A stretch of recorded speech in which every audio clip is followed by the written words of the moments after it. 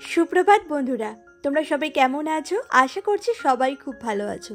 আজ আমি তোমাদের সাথে একটা খুব ভালো টিপস শেয়ার করব। আই হোপ তোমাদের টিপসটি খুব ভালো লাগবে এবং কাজেও লাগবে। আর টিপসটি সম্পর্কে তোমাদেরকে আগে বলে দিই, আজকে আমি খুব সহজেই আমার যে কড়াইটা খুব ভালো করে পরিষ্কার করে নেব। রান্নাবান্না করার পরে তো কড়াইটা জানোই কতটা পরিমাণে দাগ হয়ে যায়, তো সমস্ত দাগ কিন্তু খুব সহজেই তোলা যায়। মাত্র 10 টাকা খরচ করে কিন্তু আমরা 3 থেকে 4 মাস পর্যন্ত কড়াইটাকে পরিষ্কার করতে পারবো রোজ। তো চলো বেশি কথা না বাড়িয়ে তোমাদেরকে তাহলে দেখিয়েই দিই।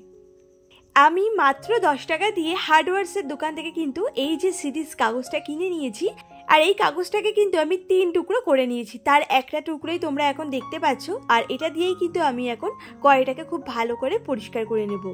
তো কড়াইটাকে প্রথমেই কিন্তু আমি খুব ভালো করে গরম করে নিয়েছিলাম, আর তারপরে দেখতেই পাচ্ছ একটু একটু করে বাসন মাজার যে সাবান আছে, আমি এখন ভীম সাবানটা দিয়েই বাসন মাজি। তো সেই সাবানটাই দেখো স্কচ ব্রাইট করে কিন্তু একদম পুরো লাগিয়ে দিচ্ছি কড়াইয়ের মধ্যে, আর তারপরে ওই সিরিজ কাগজটা দিয়ে কিন্তু খুব ভালো করে ডলে নেব।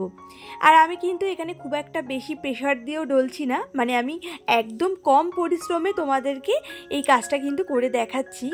তোমরাও যারা বেশি কড়াই চেপে চেপে ডলতে পারো না বা কড়াইটা ভালো করে পরিষ্কার করতে পারো না, তারা কিন্তু আমার মতো করে করতে পারো।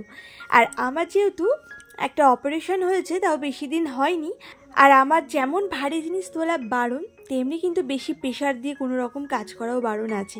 তাই জন্য কিন্তু আমি খুব একটা বেশি প্রেশার দিচ্ছি না, খুব আলতো আলতো করেই দেখতেই পাচ্ছ মেজে নিয়েছি কড়াইটাকে। তো ওই সুইচ কাগজটা দিয়ে দেখলেই তো খুব ভালো করে কিন্তু মেজে নিয়েছি। আর অবশ্যই তোমরা বাসন মাজার সাবানটাকে ইউজ করবে, তো তোমরা যে কোনো সাবানই ইউজ করতে পারো বাসন মাজার। তো যাই হোক, এদিকে দেখতেই পাচ্ছ কড়াইটাকে কিন্তু খুব ভালো করে পরিষ্কার করে নিয়েছি, আর কতটা পরিষ্কার হয়েছে সেটা তো দেখতেই পাচ্ছ। সিরিজ কাগজ দিয়ে মাজার পরে তোমরা অতি অবশ্যই স্কচ ব্রাইট দিয়ে কিন্তু কড়াইটাকে খুব ভালো করে মেজে নেবে, তারপরে ইউজ করবে।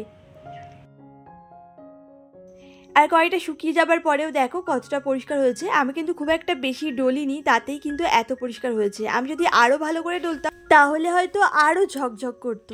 যাই হোক বন্ধুরা, তোমাদের টিপসটি কেমন লাগলো আমাকে অবশ্যই একটা কমেন্ট করে জানিও, আর ভালো লাগলে আমার চ্যানেলটিকে সাবস্ক্রাইব করে এই ভিডিওতে একটা লাইকও দিয়ে দিও।